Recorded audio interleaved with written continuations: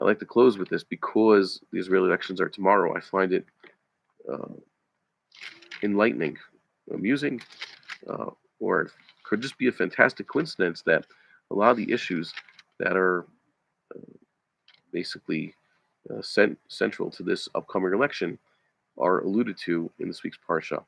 The first is Lot and Abraham's dispute.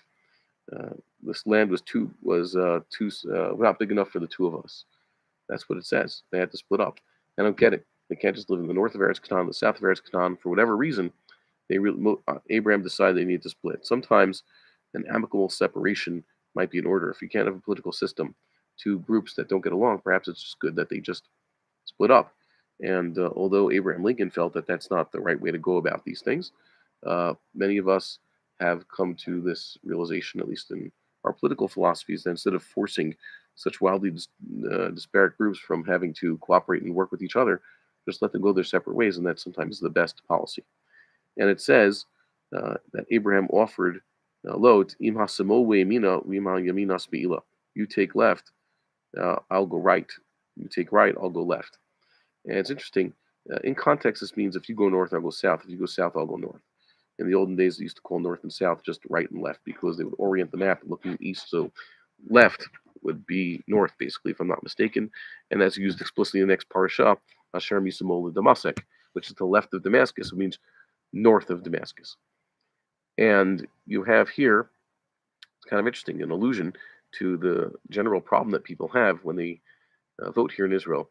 You vote left, you get right. You vote right, you end up getting leftist policies. No one ends up happy here in Israel. And it says, Wayivchar lo Lot. Lot chose. Lot chose what? To go with the Sodomites.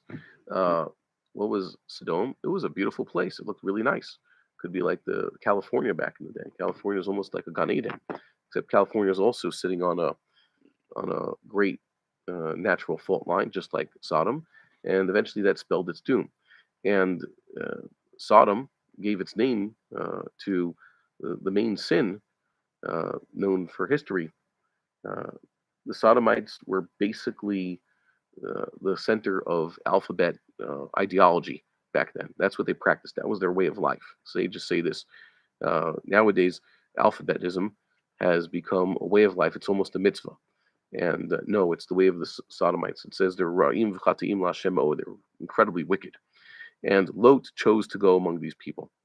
And that's wrong. So choose like Abraham. Let the Lots go with the alphabet people, which should be, instead of LGBT, I think it would be more appropriate to call it PPDD, which would stand for perverts, pedophiles, deviants, and degenerates.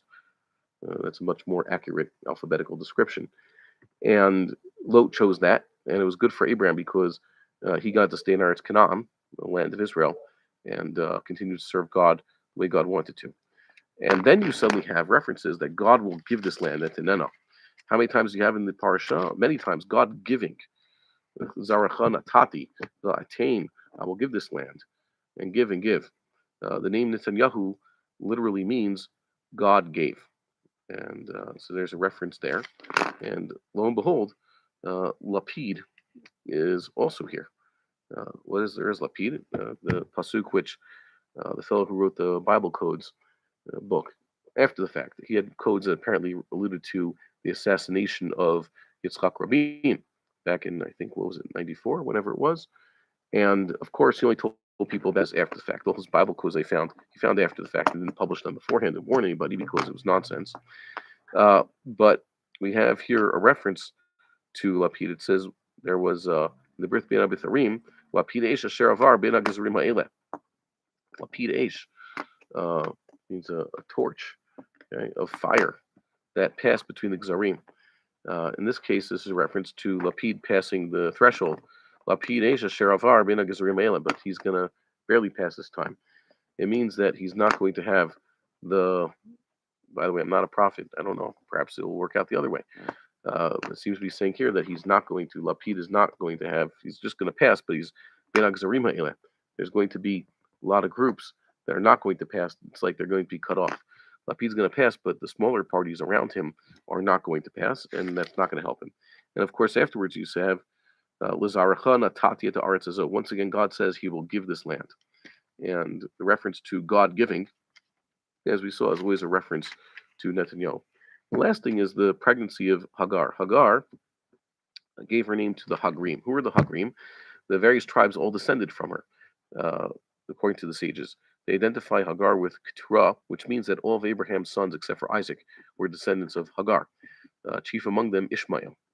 And they all represent collectively the Arab world and the Muslim world. And in this case, it says, very interesting, Hagar, she fled from Sarah when she was pregnant. Remember, it was Sarah's idea to have her get impregnated. Perhaps, I don't know, maybe what was God's plan? It says it a few times in Sefer Bereshis that God made Ishmael so great because he was connected to Abraham. I'll make this Ben Amal great because he is your seed. And another verse like that, I don't have it in front of me right now. I do have it. I have listened to you regarding Ishmael. Abraham prayed for Ishmael. So what did God say? Wow, I blessed him. I have made him fruitful and I multiplied him. Very greatly. If 12, you will beget 12 Nisim, once again, great leaders, and I will make him a Goy Gadol. So it was Abraham himself in whose merit that the Ishmaelites became so great, even to this very day. Perhaps if they hadn't jumped the gun, Ishmael would not have been brought into this world, but we can't second guess these things. But when Ishmael was on his way, his mother was pregnant, she told the angel, "Mipnei sarai gevir ti anochi baracheth." We only have gevir here. Ben Gvir is a reference to Yitzchak. He's the son of the Gevira. Yishmael is the son of the Shifcha. So she says she's fleeing this ancestor, the paradigm ancestress of the Ishmaelites is saying that she's fleeing from her Gevir. And the angel responds to Shuvi el Gevirteich v'hitani tachad yadeha. Go back to your Gevira, which is masculine for your Gevir, and be afflicted underneath her hand. That is, give in to her. You should submit to Sarah, or Sarai in which case. And this basically became the case with the sons. Yishmael would have to acknowledge the mastery of the son of the Gvir. And perhaps that's also a lesson. Perhaps the Ishmaelites in this election should learn to give in to the fellow whose name best befits this. But this is all just a guess. That's why I'm putting this out before the elections. I don't know what will happen.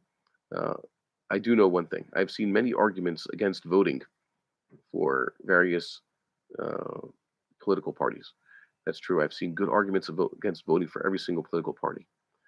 There's not one party you should be voting for because every one of them has a problem. There's a good reason they betrayed us in the past. We've had a rapid succession of elections. What are they supposed to be, every 4 years? Every single one of these parties, I have a good argument. You can't vote for this party because X, Y, and Z. That's 100% true. And that means there are no parties left for whom we are left to vote. So we're just stuck now, and we can only pray. We pray to God that He send us proper leadership, that we become worthy of proper leadership, that we learn to find proper leaders and not the frauds and clowns, basically, that we're left with today. Cheap replacements for proper leadership here in the land of Israel. And I don't know, perhaps these references won't play out, but it's a good thing to see.